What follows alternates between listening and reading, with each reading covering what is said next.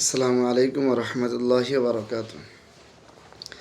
শিক্ষা নিয়ে আলোচনা, তার ধারাবাহিকতায় আজকে আমরা আলোচনা করার চেষ্টা করব কোন ধরনের শিক্ষকের কাছে ছাত্ররা পড়লে ছাত্রদের উপকার বেশি হয়।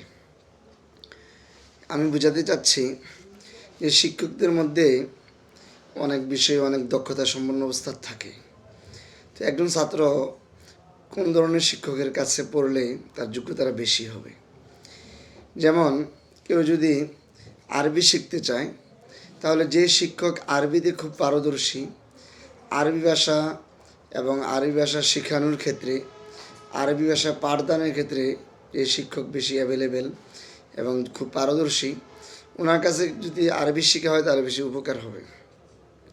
ঠিক তেমনিভাবে যে উর্দু শিখতে চায়, যে শিক্ষক উর্দু ভাষায় পারদর্শী, উর্দু ভাষার প্রতি তার ঝোঁক বেশি এবং উর্দু ভাষায় ওনার পাণ্ডিত্য এবং উর্দু ভাষায় তার তালিমের বিষয়ে সুনাম রয়েছে, এমন শিক্ষকের কাছে উর্দু শিখলে তার উর্দুর বিষয়ে উপকার বেশি হবে। তেমনিভাবে ফার্সি, তেমনিভাবে বাংলা, তেমনিভাবে ইংরাজি, অর্থাৎ লিকুল্লি ফান্নিন রিজাল, যে শিক্ষক যে বিষয়ে পারদর্শী ওই বিষয়টা, ওই শাস্ত্রটা এমন শিক্ষকের কাছে পড়া উচিত। কিন্তু আমাদের দেশে বর্তমানে এই বিষয়টা বেশি একটা মেনটেন করা হয় না, এই তারতিবটা বেশি একটা লক্ষ্য রাখা হয় না। দেখা যাচ্ছে একজন উস্তাদ উসুলের ক্ষেত্রে অনেক পারদর্শী, ওনাকে ঘন্টা দেওয়া হচ্ছে ফেকার ক্ষেত্রে। আরেকজন শিক্ষক ফেকা শাস্ত্রে খুব পারদর্শী, মাসলা মাসাইল খুব ভালো বোঝেন এবং অনেক ভালো করে বোঝাতেও পারেন, ওনাকে ঘন্টা দেওয়া হয়েছে নাহুর ক্ষেত্রে, সরফের বিষয়ে। আবার আরেকজন শিক্ষক নাহু সরফে অনেক পারদর্শী, তিনি নাহু স্বরূপটা অনেক সুন্দরভাবে বোঝাতে পারেন, ওনাকে ঘন্টা দেওয়া হয়েছে উসুলের কিতাব। এই যে একটা তারতম্যহীনতা, সমন্বয়হীনতা, এটার কারণে ছাত্রদের কিন্তু তত উপকার হচ্ছে না, তেমন ছাত্র গড়ে উঠছে না। এই জন্য মাদ্রাসার কর্তৃপক্ষ যারা এবং আমরা যারা ওস্তাদ আছি এবং ছাত্র আছি, মাদ্রাসা ওস্তাদ সবার একটা সমন্বয়ের মাধ্যমে প্রত্যেকটা মাদ্রাসায় বিষয়ভিত্তিক ওস্তাদ নিয়োগ দেওয়া উচিত। স্কুলগুলোতে অঙ্কের উপরে পারদর্শী একজন অঙ্ক টিচার নিয়োগ দেওয়া হয়, ইংলিশের উপরে পারদর্শী ইংলিশ টিচার নিয়োগ দেওয়া হয়, বাংলা বিষয়ে পারদর্শী বাংলা শিক্ষক হিসেবে নিয়োগ দেওয়া হয়। তো এভাবে ইতিহাসের উপরে যিনি পারদর্শী ইতিহাসের উপরে ওস্তাদ নিয়োগ দেওয়া হয়। তারপর ছাত্রদেরকে যে যে বিষয়ে পারদর্শী ওই ঘন্টাগুলো তাকে দেওয়া হয়।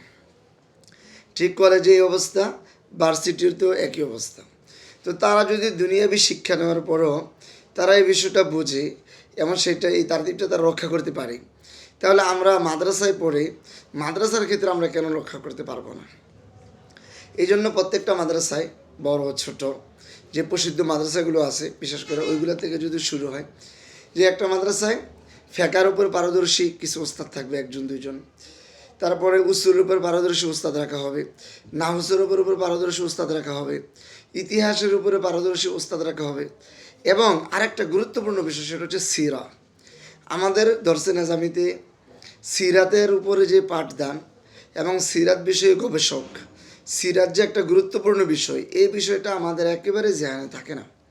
তো এই জন্য সিরাত বিষয়ে পারদর্শী করে সিরাত বিষয়ের উপরে আলাদা একজন উস্তাদ নিয়োগ দেওয়া, এবং এই ওস্তাদের কাজ হবে প্রত্যেকটা ক্লাসে এক একটা সিরাতের ঘন্টা থাকবে এবং ওই সিরাতের ক্লাসটা উস্তাদ নেবেন, এই উস্তাদ নেবেন, এবং ছাত্রদেরকে সিরাতের উপরে কিভাবে সিরাতমুখী করা যায়, রসুলের সিরাতমুখী করে ছাত্রদেরকে কিভাবে রসুল্লাহ সাল্লাল্লাহু আলাইহি সাল্লামের সিরাতকে ছাত্রদের জীবনে ফিট করা যায়, বাস্তবায়ন করা যায়, সিরাতের উপর নির্ভর করে ছাত্রদের জীবনকে গড়ে তোলা যায়, ওই শিক্ষক এই কাজটা ওই চেষ্টাটা করবেন। এটা সবচেয়ে বেশি গুরুত্বপূর্ণ একটা অংশ, সিরাতের উপর একজন শিক্ষক নিয়োগ দেওয়া এবং সিরাতেরকে কেন্দ্র করে সিরাতের আলোকে, সাহাবাই কেরামের জীবনীর আলোকে, রাসূলুল্লাহ সাল্লাল্লাহু আলাইহি ওয়াসাল্লামের জীবনীর আলোকে ছাত্রদেরকে এভাবে গড়ে ওঠানো।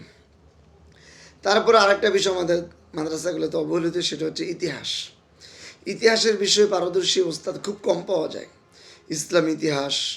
ইসলাম ইতিহাসের উপরে যদি ওস্তাদ না পাওয়া যায়, তাহলে একজন ওস্তাদকে এই হিসাবে তাকে পারদর্শী করা, ওনাকে সময় দিয়ে 1 বছর 2 বছর 5 বছর যে আপনি সিরাতের উপর লেখাপড়া করেন, সিরাত নিয়ে ইতিহাস নিয়ে গবেষণা করেন, ইতিহাসের উপর লেখাপড়া করেন, ইতিহাস আপনার কাছে নখদর্পে থাকবে।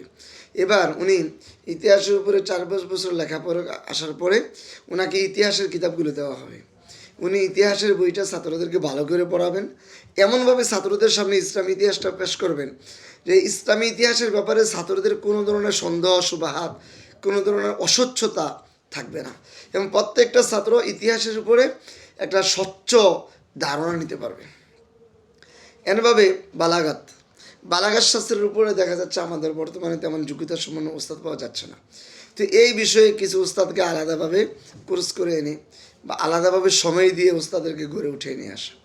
তাহলে আমরা বলতে পারি প্রথমত আরবি ভাষার উপরে, যেহেতু আমরা মাদ্রাসায় আসবো, মাদ্রাসায় ছাত্র আসে কোরআন হাদিস বোঝার জন্য, আর কোরআন হাদিস হচ্ছে আরবি ভাষা, এবং বিশ্বের বড় বড় তাফসিরগুলো, বড় বড় ব্যাখ্যা গ্রন্থগুলো, ফেকার বড় বড় কিতাবগুলো সবগুলো হচ্ছে আরবি। এই জন্য আরবি শাস্ত্রের উপর পারদর্শী একজন উস্তাদ, কমপক্ষে নাহু সারফের উপরে পারদর্শী একজন উস্তাদ, তারপরে ইতিহাস পারদর্শী একজন উস্তাদ, বালাগাত পারদর্শী একজন উস্তাদ, তারপরে সিরাত পারদর্শী একজন উস্তাদ, কোরআনের উপরে পারদর্শী, কোরআনের তর্জমা, কোরআনের তাফসির, কোরআনের আহকাম, কোরআনকে ছাত্রদেরকে কোরআনমুখী করে কোরআনকে ছাত্রদের সামনে খুব সুন্দরভাবে উপস্থাপন করার জন্য। কোরআনের বিষয়ে আমাদের দুর্বলতা থাকে, ছাত্ররা কোরআনের তর্জমা পারে না, ব্যাখ্যা পারে না, তারকিব পারে না, তাওদিহাত পারে না।